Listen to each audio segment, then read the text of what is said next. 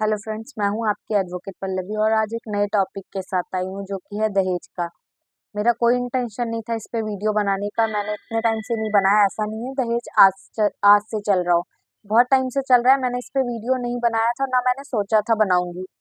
आज मैं अगर इस पे वीडियो बना रही हूँ तो कुछ इंसिडेंट हुआ है जिस वजह से मैं बना रही हूँ, अदरवाइज मैं नहीं बनाती।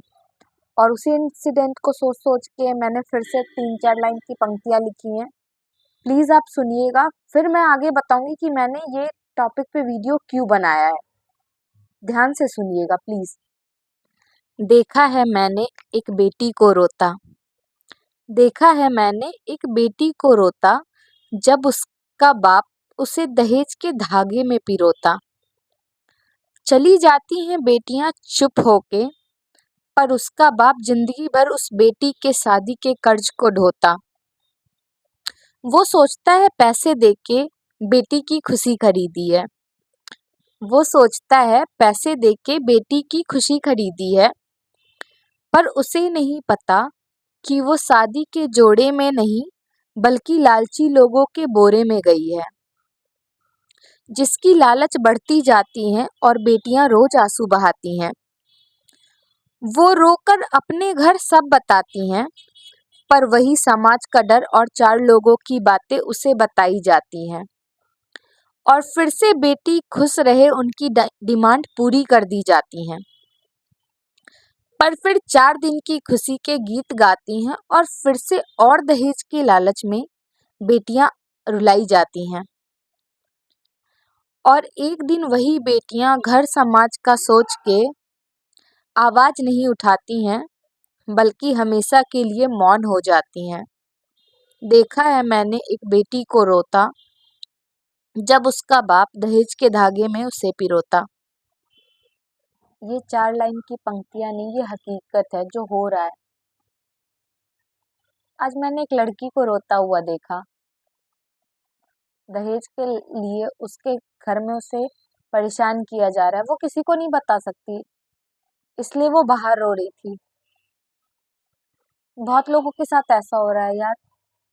मुझे लड़कों से, हाँ मुझे पता है लड़के रिप्लाई नहीं करेंगे, कोई कमेंट नहीं करेंगे। पुरानी वीडियो पे कर रहे थे ना, नेता ऐसे होते हैं, नेता की बेटी होती तो क्या होता। अब बताओ तुम्हारी बहन होती तो क्या होता।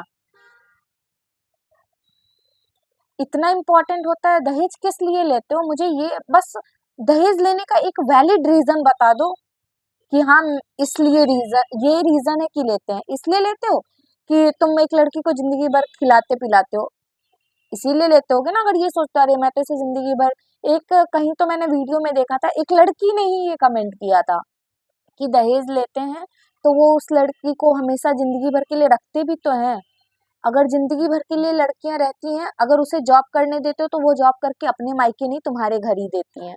अगर उसे घर में रखते हो तो 24 घंटे नौकर को रखोगे तो भी तुम्हें उसे पैसे पेड करने पड़ेंगे।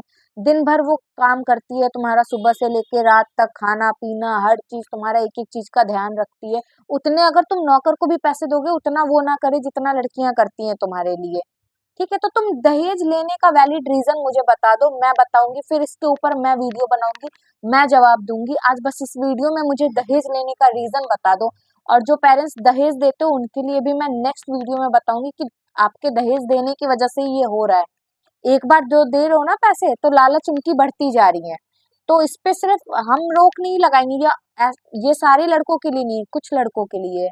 ठीक है, तो जो लोग लेते हैं ये वीडियो उनके लिए है, प्लीज रोको इसे। ऐसा भी नहीं है कि दहेज लेने के पीछे कोई प्रथा चली आ रही हो कि हाँ पुराने टाइम से भाई है ये प्रथा है, और या तो प्रथा के पीछे भी कोई वैलिड रीजन हो।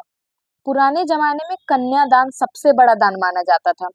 एक बेटी का बाप जो बचपन से उस बेटी को पाला पोसा, हर चीज उसको अच्छे से, इतना उसके पीछे इन्वेस्ट किया, पढ़ाई लिखाई खाना वाना, उसके बाद वो तुम्हें अपनी बेटी दे दे रहा है।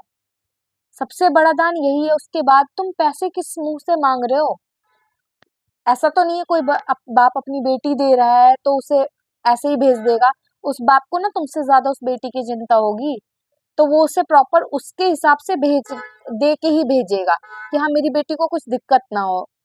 स्त्री धन जो दिया जाता था ना, वो इसलिए दिया जाता था कि उसकी बेटी के बुरे वक्त में उसके काम आए।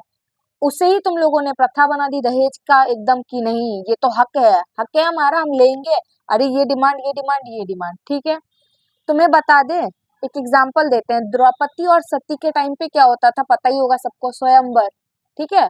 उसमें लड़के की काबिलियत देखी जाती थी, ठीक है, ना कि लड़के का बाप पैसा दे के शादी करवाता था। उसमें लड़के को प्रूफ करना होता था अपनी काबिलियत, ठीक है, कि हाँ वो उस लड़की के काबिल है, और तब शादी होती थी। लड़के का बाप दहेज नहीं देता था।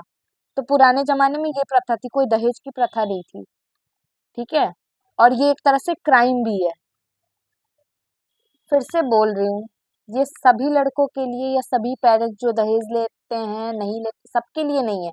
कुछ पेरेंट्स ऐसे भी हैं जो सिर्फ एक बेटी ले जाते हैं, कोई दहेज नहीं मांगते, ठीक है। कुछ लड़के ऐसे हैं जो सिर्फ अपने लिए वाइफ ले जाता है, एक अच्छी वाइफ, दहेज की डिमांड नहीं करता, उसे कुछ नहीं चाहिए होता है। तो सबके लिए ये वीडियो नहीं है। लेकिन फिर भी मुझे पता है लड़कों का कमेंट नहीं आएगा इस पे, क्योंकि उन्हें तो गुस्सा आ रहा होगा, अरे ये क्या बोल दिया इसने, अरे ये क्या कैसी वीडियो बना दी। मैंने लड़कों से ही सवाल पूछा और मुझे लड़कों से ही जवाब चाहिए। मुझे एक वैलिड रीजन बता देना दहेज का, एक वैलिड रीजन, मैं वादा करती हूँ उस पे नेक्स्ट वीडियो लाऊंगी, मैं रिप्लाई दूंगी उसका।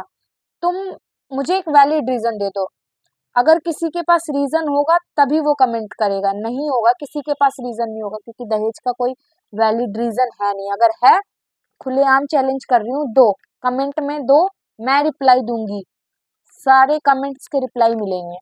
है कोई रीजन तो दो मुझे आज। गाइज अगर वीडियो अच्छी लगी हो तो शेयर कर दो और इस दहेज प्रथा को रोको। मेरी बातें सब तक पहुंचाओ। अगर मेरी इस वीडियो से, मेरी इस लिखी हुई पंक्तियों से उन्हें समझ में आ रहा होगा कि लड़की पे क्या बीतती है या उसके पिता पे क्या बीतती है, इस वीडियो को जितना हो सके शेयर करो। क्या पता एक दो लड़कों का दिमाग खुले या दहेज मांगने वाली फैमिली का दिमाग खुल जाए। Thank you.